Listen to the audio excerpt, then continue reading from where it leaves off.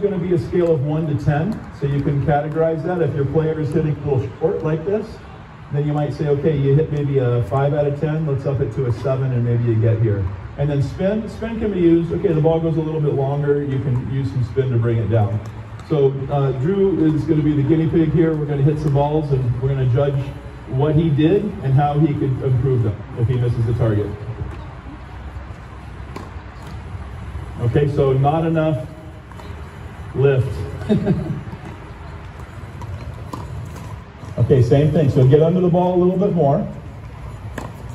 Okay, so he got under it a lot more. That was a great solid ball right there.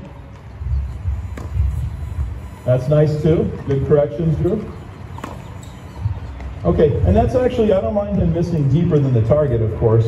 If we were saying, okay, specifically we want to get there, he could hit it softer, which we don't really recommend. He could hit it lower. That could be okay, but I thought his height was pretty good. He could spin it a little bit more, and that would make it dip. Everyone got the idea there? So basic overview of trajectory. Okay, so what I'm going to have them do now is they're going to do a deep drill game where they work on this, but in a live situation. The game is they've got to hit it into the deep corner over here and get 10 into the deep corner before the other person gets 10, but if either person hits the target, they win the game instantly, and then we would switch over to the backhand side. Okay.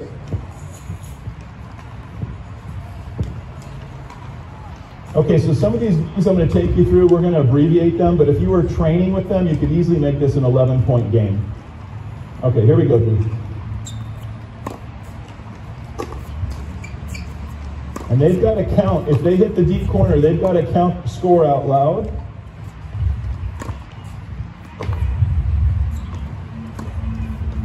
Drew, you got 1 point, by the way.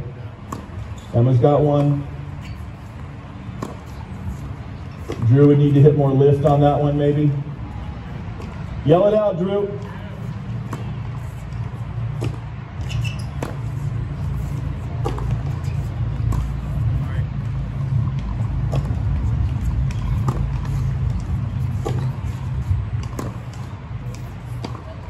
Sure. Count it out loud so everyone can hear you.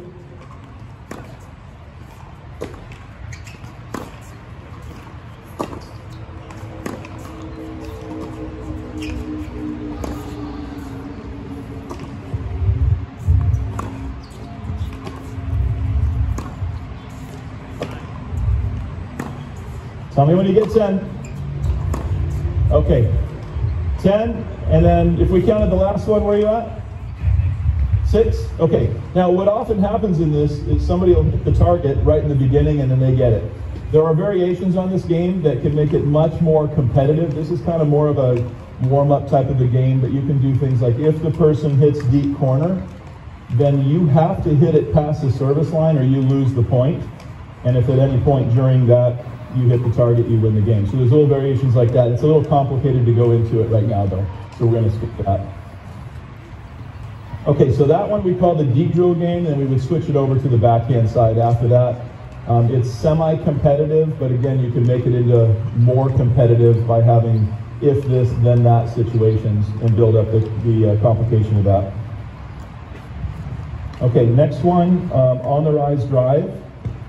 So on the rise drive, this is something I think that a lot of coaches could spend maybe more time on with their players.